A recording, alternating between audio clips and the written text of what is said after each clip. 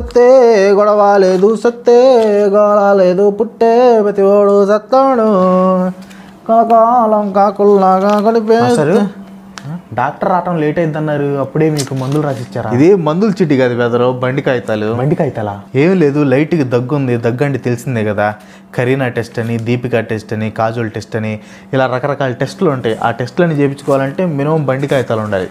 ఈ అబ్బాయి బాండ్ పేపర్లు ఇచ్చాడు. మనోడికి పాపం మలేరియా వచ్చింది. మలేరియా అంటే తెలిసిందే కదండి, బ్లడ్ టెస్ట్ అని, యూరిన్ టెస్ట్ అని, స్టూల్ టెస్ట్ అని, ఫైనల్ టెస్ట్ అని, సెమీఫైనల్ టెస్ట్ అని, నా పిండాకు టెస్ట్ అని, ఇలా రకరకాల టెస్టులు చేయించుకోవాలి బెదరు. అవన్నీ చేయించుకోవాలంటే కనీసం ఇంటికి కాగితాలు ఉండాలి.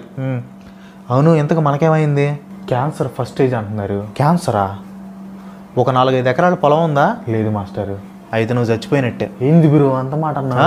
క్యాన్సర్ అంటే మినిమం 4-5 ఎకరాల పొలం ఉండాలి. నా మాటిని ఆ డబ్బులు కూడా ఎందుకు వేస్ట్ చేసుకుంటావు? వెళ్ళి హ్యాపీగా ఫ్యామిలీతో గడుపు. అదేంది? మా హాస్పిటల్లో అయిందే.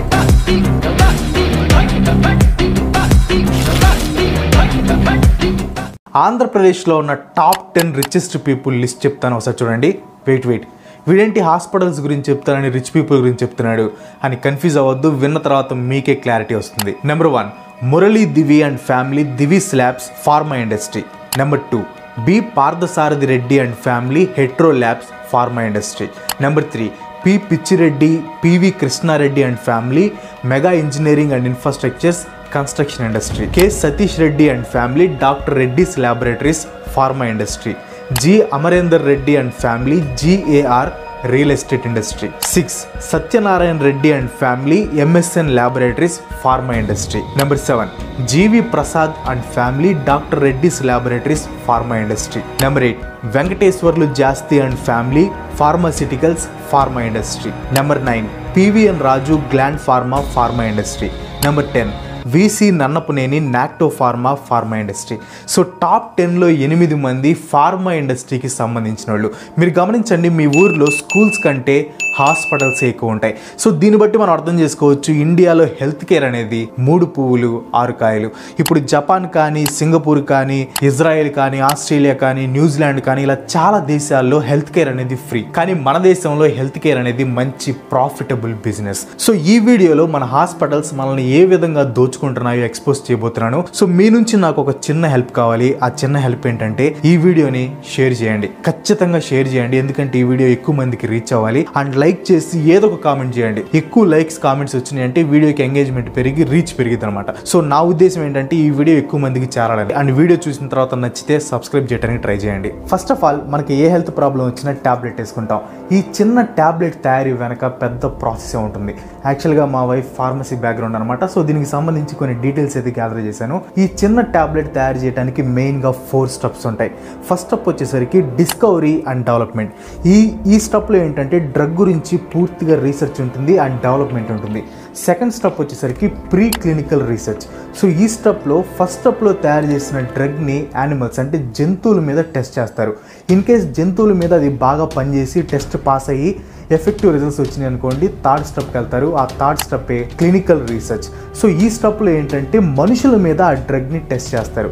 ఇన్ కేస్ మనుషుల మీద కూడా బాగా పనిచేసి టెస్ట్ పాస్ అయ్యి ఎఫెక్టివ్గా ఉందనుకోండి, ఫోర్త్ స్టెప్కి వెళ్తారు. ఆ ఫోర్త్ స్టెప్పే FDA రివ్యూ. FDA అంటే food and drug administration.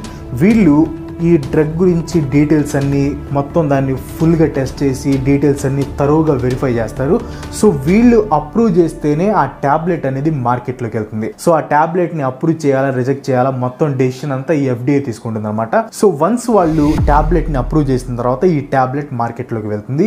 In case వాళ్ళు అప్రూవ్ చేయలేదంటే ట్యాబ్లెట్ అందరితో రిజెక్ట్ చేస్తారు. వాళ్ళు ఎంత వర్క్ చేసినా వేస్ట్ అనమాట. సో ఇక్కడ FDA అప్రూవల్ లేకుండా ట్యాబ్లెట్ అనేది మార్కెట్లోకి రాదు. చిన్న ట్యాబ్లెట్ తయారు చేయడానికి యావరేజ్గా $2.8 బిలియన్ ఖర్చు అవుతుంది. అంటే మన కరెన్సీలో చెప్పాలంటే 21,000 కోట్లు ఖర్చు అవుతుంది. ఒక చిన్న ట్యాబ్లెట్ తయారు చేయడానికి 21,000 కోట్ల రూపాయలు ఖర్చు అవుతుంది. సో ఏ కంపెనీ అయితే ఆ మెడిసిన్ తయారు చేస్తుందో దానికి పేటెంట్ హక్కులు ఇస్తారు. ఇంకా 20 సంవత్సరాల పాటు ఆ ట్యాబ్లెట్ ఆ కంపెనీ వాళ్ళే అమ్ముతారు. దానికి రేట్ కూడా వాళ్ళే ఫిక్స్ చేసుకుంటారు.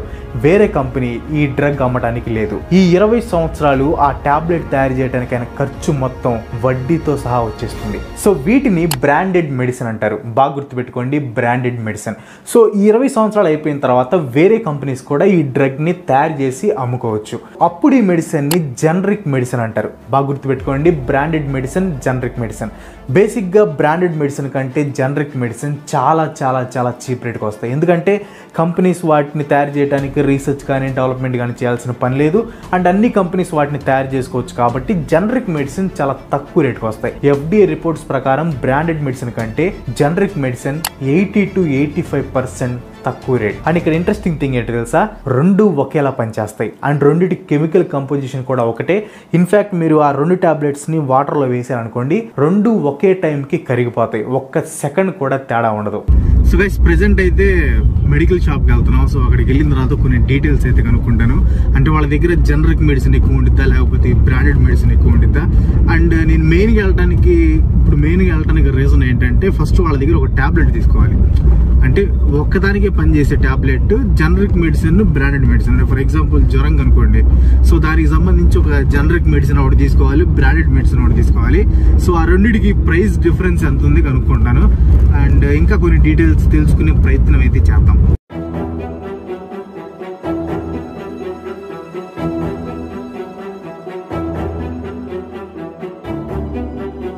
సో గైస్, మొత్తానికి అయితే మనోడి మందుల షాప్ దగ్గరికి వెళ్ళి అడిగాను. వాళ్ళ దగ్గర ఎక్కువ జనరిక్ మెడిసిన్ ఉంటాయా లేకపోతే బ్రాండెడ్ మెడిసిన్ ఉంటాయని అడిగాను. వాళ్ళ దగ్గర ఫస్ట్ ఎక్కువ బ్రాండెడ్ మెడిసిన్ ఉంటాయంట, తర్వాత జనరిక్ మెడిసిన్ కూడా ఉంటాయి కానీ బ్రాండెడ్ మెడిసిన్ ఎక్కువ ఉంటాయని చెప్పారు. సో ఒకే దానికి సంబంధించి 2 షీట్స్ తీసుకున్నాను అనమాట. ఇవి యాక్చువల్గా బీపీ టాబ్లెట్లు. ఇది వచ్చేసి A1050, ఇది వచ్చేసి I1050. సో A1050 అనేది బ్రాండెడ్ మెడిసిన్, ఇది I1050 అనేది వచ్చి జనరిక్ మెడిసిన్ అనమాట. సో ప్రైస్ డిఫరెన్స్ చూడండి. I1050 వచ్చేసరికి జనరిక్ మెడిసిన్ 10 రూపీస్, అంటే దీనిలో మొత్తం 14 టాబ్లెట్స్ ఉంటాయి. అండ్ A1050 వచ్చేసి దీనిలో కూడా 14 టాబ్లెట్స్ ఉంటాయి. ఇది వచ్చేసి 25 రూపీస్. అంటే జనరిక్ మెడిసిన్ కి దీనికి 15 రూపీస్ డిఫరెన్స్ ఉంది. అండ్ ఈ రెండు ఒకేలాగా పనిచేస్తాయి, ఏమైనా తేడా ఉండిద్దని అడిగితే అసలు తేడా ఏమి ఉండదు, మొత్తం ఒకేలాగా పనిచేస్తుంది అని చెప్పాడు. మీరు చూస్తే ఇక్కడ టాబ్లెట్ డిజైన్ కూడా సేమ్ ఉంది. ఇంకా చెప్పాలంటే ఈ జనరిక్ మెడిసిన్ ఈ పైన ఇదే కొంచెం పెద్దగా ఉంది దీంతో కంపేర్ చేస్తే. బట్ ప్రైస్ డిఫరెన్స్ అయితే 15 రూపీస్ ఉంది. అంటే జస్ట్ చిన్న బీపీ టాబ్లెట్స్ ఎంత ప్రైస్ డిఫరెన్స్ ఉంటే, సో ఇంకా వేరే మెడిసిన్స్ కూడా తీసుకుంటే ఎంత ప్రైస్ డిఫరెన్స్ ఉండిద్దో మీరు ఒకసారి ఆలోచించవచ్చు. ఫార్మా కంపెనీస్ కి బ్రాండెడ్ మెడిసిన్ అంటేనే ఇష్టం. బికాస్ ప్రాఫిట్ చాలా ఎక్కువ ఉంటుంది. 20 సంవత్సరాలు ఆ మెడిసిన్ కి నో కాంపిటీషన్. రేట్ కూడా వాళ్ళే ఫిక్స్ చేసుకోవచ్చు. పారాసిటమాల్ అనేది ఒక జనరిక్ మెడిసిన్. దీనికి చిన్న చిన్న చేంజెస్ చేసి పేర్లు మార్చి మళ్ళీ బ్రాండెడ్ మెడిసిన్ లాగా ఎక్కువ రేట్స్ కి మార్కెట్ లోకి వదులుతున్నారు. జనరిక్ మెడిసిన్ కి బ్రాండెడ్ మెడిసిన్ కి అస్సలు తేడా లేదు. కానీ జనాలు మాత్రం బ్రాండెడ్ మెడిసిన్ బాగా పనిచేస్తాయేమో అనుకుంటారు. Medical Council of India patients కి జనరిక్ మెడిసిన్ ప్రిస్క్రైబ్ చేయాలని డాక్టర్స్ కి చెప్పింది. 2017లో రిలీజ్ అయిన ఒక రిపోర్ట్ ప్రకారం అసలు డాక్టర్స్ పేషెంట్స్ కి జనరిక్ మెడిసిన్స్ రాయటమే మానేశారంట. వరల్డ్ హెల్త్ ఆర్గనైజేషన్ వాళ్ళే అరే బాబులు పేషెంట్స్ కి కొంచెం జనరిక్ మెడిసిన్స్ రాయండి అయ్యా, వాళ్ళకి చీప్ గా ట్రీట్మెంట్ దొరుకుతుంది అని చెప్పారు. కానీ నో యూస్. సో గైస్, ఇప్పుడు నేను చెప్పేది మీలో చాలా మంది ఎక్స్పీరియన్స్ అయి ఉంటారు. మీరు మెడికల్ షాప్కి వెళ్ళి ఒక టాబ్లెట్ అడుగుతారు. దానికి మెడికల్ షాప్ వాడు ఈ కంపెనీ లేదు బాబు, వేరే కంపెనీ ఉంది ఇవ్వనా అని అడుగుతాడు. దానికి మీరు లేదు మాకు సేమ్ కంపెనీ కావాలి అంటాం. వాడు క్లియర్గా చెప్తాడు జస్ట్ కంపెనీ మార్పు మాత్రమే, టాబ్లెట్ ఒకేలాగా పనిచేసింది, దాంట్లో ఎటువంటి తేడా ఉండదు అని క్లియర్గా చెప్తాడు. కానీ మనం మాత్రం లేదు మాకు సేమ్ కంపెనీ కావాలి అంటాం. డాక్టర్ మీద మనకు అంత నమ్మకం. ఈ సిచ్యువేషన్ మీరు చాలా మంది ఫేస్ చేసి ఉంటారు. ఇక్కడ డాక్టర్స్ ఏం చేస్తారు తెలుసా, వాళ్ళకి కొన్ని కంపెనీస్ నుంచి కమిషన్ వస్తుంది. సో ఆ కంపెనీ టాబ్లెట్స్ ని మనకు రాస్తారు. మీరు గమనించండి, ఒక హాస్పిటల్లో దొరికిన టాబ్లెట్స్ వేరే హాస్పిటల్లో దొరకవు. ఈ ఫార్మా కంపెనీలు ఇండియా హెల్త్ కేర్ సిస్టమ్ ని కంప్లీట్ గా హైజాక్ చేశాయి. డాక్టర్స్ కి డబ్బులు ఇచ్చి పేషెంట్స్ కి బ్రాండెడ్ మెడిసిన్ రాసేలా చేస్తున్నాయి. ఒక్కో టాబ్లెట్ లో 30% కాస్ట్ డాక్టర్ కి కమిషన్ గా వెళ్తుంది. అందుకే డాక్టర్స్ కూడా ఎక్కువ మందికి బ్రాండెడ్ మెడిసిన్ రాస్తారు.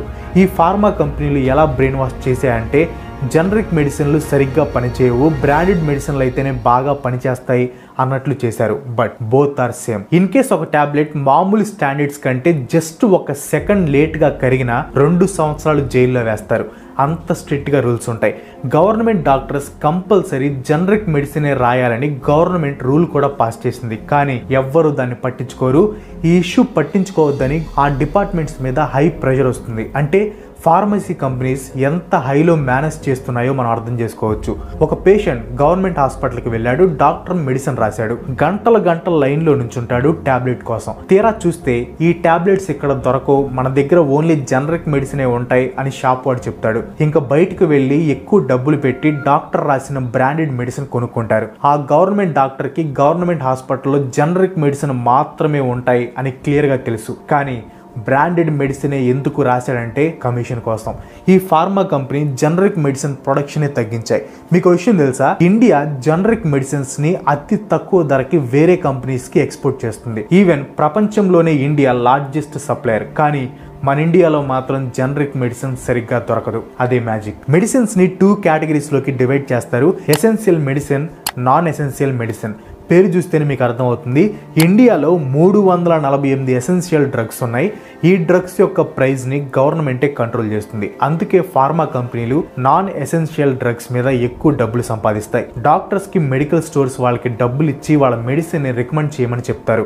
డబ్బులకి కకృతి పడే డాక్టర్స్ ఏం చేస్తారంటే 1-2 ఎసెన్షియల్ మెడిసిన్స్ కి బదులు 5-6 నాన్ ఎసెన్షియల్ డ్రగ్స్ రాస్తారు.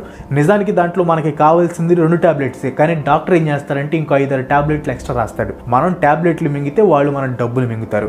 మింగుడే మింగుడు. ఇండియాలో ఎసెన్షియల్ డ్రగ్స్ 348 ఉంటే నాన్ ఎసెన్షియల్ డ్రగ్స్ 14,000 ఉన్నాయి. ఫర్ ఎగ్జాంపుల్, మీరు ఒక స్కాన్ సెంటర్ పెట్టారు, దాంట్లో వరల్డ్ క్లాస్ ఎక్విప్మెంట్ ఉంది, పెద్ద బిల్డింగ్, రంగురంగు లైట్లు, గందరగోళంగా ఉంది, కానీ మీ దగ్గరకు ఒక పేషెంట్ కూడా రాడు. అదే మీ ఏరియాలో ఉన్న డాక్టర్స్ దగ్గరికి వెళ్ళి ఒక డీల్ మాట్లాడుకున్నారంటే అప్పుడు మీ దగ్గరికి పేషెంట్స్ రావడం మొదలు పెడతారు. మీరు ఇప్పుడు నేను గమనించారా, మీరు ఏ ప్లేస్కి వెళ్ళి టెస్ట్ చేయించుకోవాలో డాక్టరే మీకు రికమెండ్ చేస్తాడు. చిన్న వాటికి కూడా టెస్టులు రాయడానికి మెయిన్ రీజన్ ఏంటంటే మీరు టెస్ట్ చేయించుకున్న ప్రతిసారి ఆ డాక్టర్కి కమిషన్ వస్తుంది. మీరు గమనించారా, డాక్టర్ దగ్గరే ఆ స్కాన్ సెంటర్కి సంబంధించి బ్రౌచర్స్ ఉంటాయి. సో మనకి ఏదైనా టెస్ట్ చేయించుకోవాలంటే ఆ బ్రౌచర్ మీద రాసి ఇదిగో ఈ ప్లేస్కి వెళ్ళి టెస్ట్ చేయించుకో బాబు, బాగా చేస్తారని ఆయన రికమెండ్ చేస్తాడు. సో మనం ఆయన చెప్పిన ప్లేస్కి వెళ్ళి టెస్ట్ చేయించుకుంటాం, కానీ వేరే దగ్గరికి వెళ్ళి టెస్ట్ చేయించుకోం. ఎందుకంటే డాక్టర్ చెప్పాడు కాబట్టి వాళ్ళు బాగా చేస్తారేమో అన్నట్లు ఆ సెంటర్కి వెళ్ళి టెస్ట్ చేయించుకుంటాం. సో ఇప్పుడు ఏంటంటే మనం ఆ సెంటర్లో టెస్ట్ చేయించుకున్న ప్రతిసారి డాక్టర్కి కమిషన్ వస్తుంది అనమాట. సో కొన్నిసార్లు అయితే నేను గమనించింది ఏంటంటే పలానా టెస్ట్ చేసేవాళ్ళు మన ఏరియాలో ఉంటారు, కానీ డాక్టర్ మాత్రం మనల్ని వేరే ఊరు పంపిస్తాడు. సో డాక్టర్ చెప్పాడని మనం ఇక్కడ టెస్ట్ చేయించుకోకుండా వేరే ఊరికి వెళ్ళి టెస్ట్ చేయించుకుంటాం. అంటే డాక్టర్స్ అంటే మనకు అంత నమ్మకం అనమాట. నిజం చెప్పాలంటే ఇది కూడా పెద్ద స్కామ్. జస్ట్ వాళ్ళ డబ్బుల కోసం కొన్నిసార్లు మనకు అవసరం లేకపోయినా టెస్టులు చేయిస్తూ ఉంటారు. ప్రైవేట్ హాస్పిటల్ అయితే ఒక కార్పొరేట్ కంపెనీస్ టైప్లో డాక్టర్స్కి కొన్ని టార్గెట్స్ ఉంటాయి. ప్రతి మంత్ డాక్టర్స్కి రివ్యూ మీటింగ్ ఉంటుంది. మంత్లీ ఇంత రెవెన్యూ రీచ్ అవ్వాలని వాళ్ళకి టార్గెట్స్ ఉంటాయి. పేషెంట్స్ని అడ్మిట్ చేయడం దగ్గర నుంచి సర్జరీ వరకు వాళ్ళు కొన్ని టార్గెట్స్ని రీచ్ అవ్వాలి.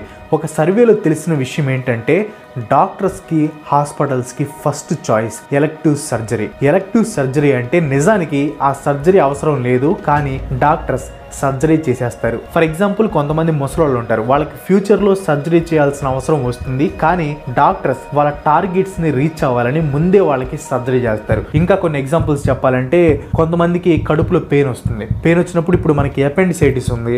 ఆ అపెండిసైటిస్ తీసేయడం వల్ల మనిషి చచ్చిపోడు. సో కొన్నిసార్లు అది తీయాల్సిన అవసరం లేకపోయినా సర్జరీ చేసి డబ్బుల కోసం వాటిని తీసేస్తారు.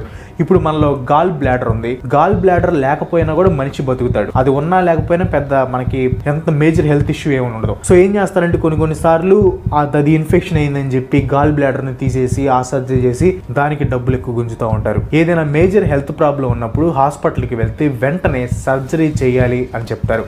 సేమ్ రిపోర్ట్స్ తీసుకొని మనకి బాగా తెలిసిన డాక్టర్ దగ్గరికి వెళ్తే సర్జరీ లేదు, ఏం లేదు, ఏం అవసరం లేదు, ఎవరు చెప్పింది నీకు అంటారు. దీనినే సెకండ్ ఒపీనియన్ అంటారు. హెల్త్ విషయంలో మనకి తెలిసిన డాక్టర్ దగ్గర సెకండ్ ఒపీనియన్ తీసుకోవటం ఆల్వేస్ బెటర్. ఎందుకంటే ఒక రిపోర్ట్ ప్రకారం సెకండ్ ఒపీనియన్ తీసుకున్న 44% మందికి సర్జరీ అవసరం లేదని తెలియంది. ఫర్ ఎగ్జాంపుల్, ఒక 100 మంది ఒక డాక్టర్ దగ్గరికి వెళ్ళారు. ఆ 100 మందికి సర్జరీ చేయాలని డాక్టర్ చెప్పాడు. సెకండ్ ఒపీనియన్కి వెళ్తే దాంట్లో 44 మందికి సర్జరీ అవసరం లేదని తెలియంది. అలా ఉంది present situation. Rich people, middle people వాళ్ళని పక్కన పెడితే రోజుకి 100 రూపాయలు సంపాదించే పేదవాడు బ్రాండెడ్ మెడిసిన్ కొనాలంటే ఎలా సాధ్యమవుతుంది? రూరల్ ఏరియాస్ లో అసలు డాక్టర్సే సరిగ్గా లేరు. రూరల్ ఏరియాస్ లో 50 57% డాక్టర్స్కి అసలు మెడికల్ డిగ్రీ లేదు. అండ్ దాంట్లో 31% డాక్టర్స్ అయితే జస్ట్ 12th పాస్. అంటే సింపుల్గా చెప్పాలంటే విలేజెస్లో 57% డాక్టర్లు శంకర్ దాదా MBBSలో ఉన్నారనమాట.